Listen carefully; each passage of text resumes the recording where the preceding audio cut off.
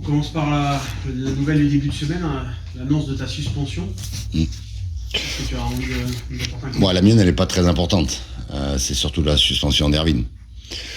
Ouais, je vais apporter.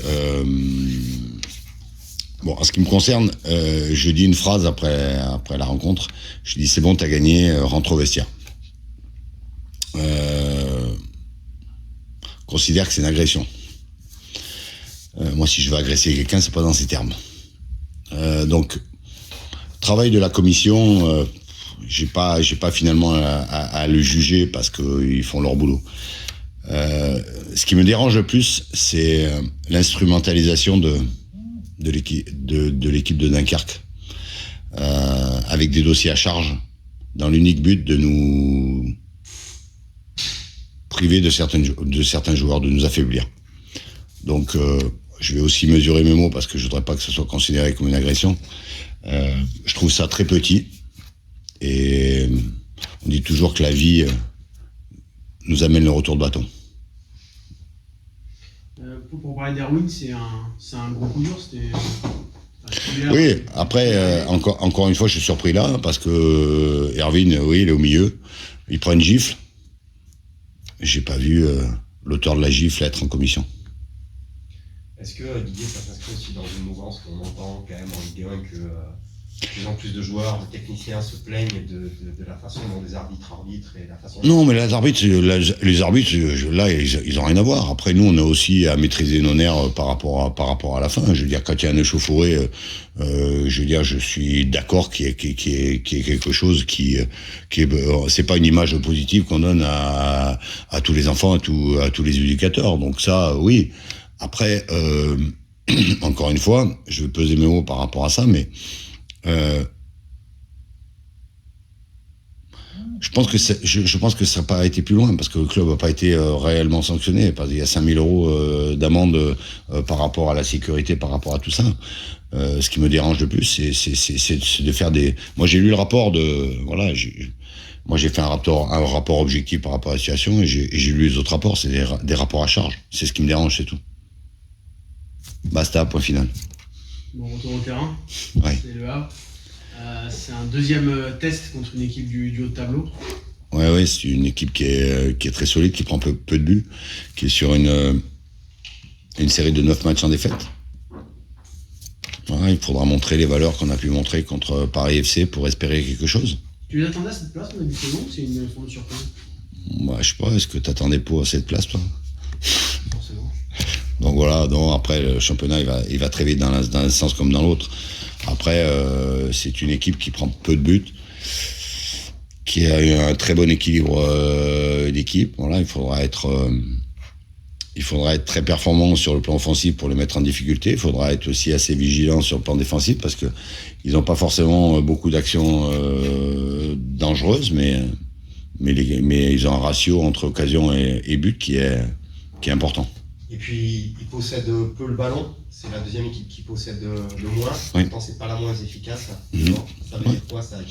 Ça veut dire qu'il faudra être très vigilant quand on aura le ballon.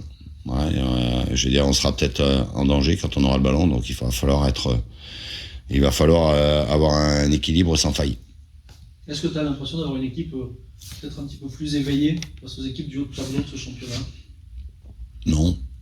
Non, j'ai une équipe qui, je l'ai dit avant, Paris FC, qui a envie de se mesurer à ces équipes-là. Voilà, on s'est mesuré au Paris FC, mais il faudra montrer les mêmes valeurs. J'ai dit que dans ce match, on avait eu deux paramètres qui étaient importants. On a eu paramètres de jeu parce qu'on a pu les mettre en difficulté, et on a eu un paramètre d'état d'esprit. Voilà, d'état d'esprit qui a été sur la deuxième mi-temps sans faille.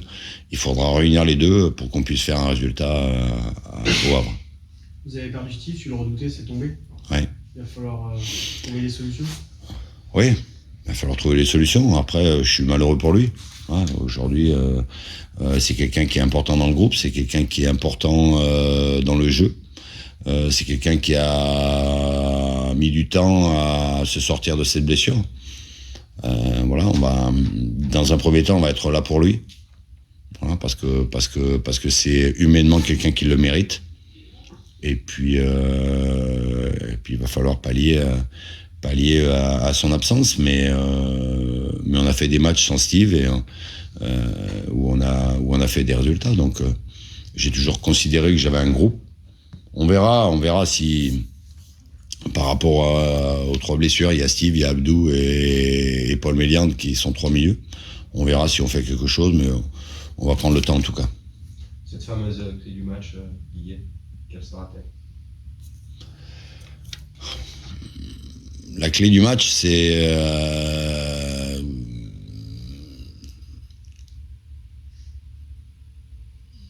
à mon avis, on peut les mettre en difficulté si on arrive à ouvrir le score. Après, il va falloir trouver l'équilibre complet pour pouvoir les mettre en difficulté sans leur laisser la moindre opportunité. Xavier sera là? Oui. Donc c'était pas... Une douleur un petit peu musculaire, on l'a un peu ménagé dans la semaine, mais normalement il sera là. Il est encore là, donc vous allez en profiter. Erwin, est-ce que tu peux nous en dire un mot de 2 choses? D'une part de sa progression depuis son arrivée, et ensuite de l'importance qu'ont les latéraux. Donc je vais revenir sur ce que j'ai dit. Hein. À son arrivée, c'était le cousin d'Erwin. Donc là, non, mais voilà, il a pris confiance et il a pris conscience aussi qu'il fallait faire un petit peu plus pour être très très performant. Aujourd'hui, pour moi, c'est un des meilleurs latérales du championnat. Il est capable d'aller vite, il est capable de bien défendre, il lit très bien le jeu, il n'a pas besoin d'être vraiment très au duel, même si c'est ce que je repose de temps en temps. Et sur le côté offensif, il est capable de faire le premier décalage et même d'aller finir. Donc c'est un joueur qui est très complet. C'est un poste clé de ton système de jeu latéral? Ah oui. Ouais, parce que je pense que le football aujourd'hui, de mon époque, donc ça fait déjà un moment, tu avais des latéraux qui étaient pas forcément, qui impactaient pas le jeu. Aujourd'hui, si tu veux jouer au football, ça part de derrière. Donc il vaut mieux avoir des joueurs, des latéraux avec des pieds. Voilà. Mais oui, c'est important. Pour moi, c'est des postes qui deviennent de plus en plus importants dans le football. Que tu joues avec 2 pistons ou que tu joues avec 2 latéraux, c'est exactement la même chose. Comment t'expliques qu'il soit autant épanoui en reculant un peu d'un cran? Alors qu'il brille toujours, enfin il brille aujourd'hui par son apport offensif notamment. C'est partir de plus loin? Ouais, on a fait reculer Steve. Steve brille un peu plus bas. Voilà, après c'est une question de ressenti. Voilà, je veux dire, ça lui permet de partir plus loin, ça lui permet de voir mieux. Il a été formé à ce poste-là aussi, mais en tout cas, c'est vraiment le prototype du latéral moderne. Qui a un avenir en Ligue 1. Il a un avenir à Pau surtout. Donc Ligue 1. Non, mais je veux dire, voilà, nous on est content de l'avoir. Et voilà, on sait, en plus humainement, c'est pareil que Steve, c'est des mecs adorables, c'est des mecs qui cherchent pas d'excuses, c'est des mecs qui bossent.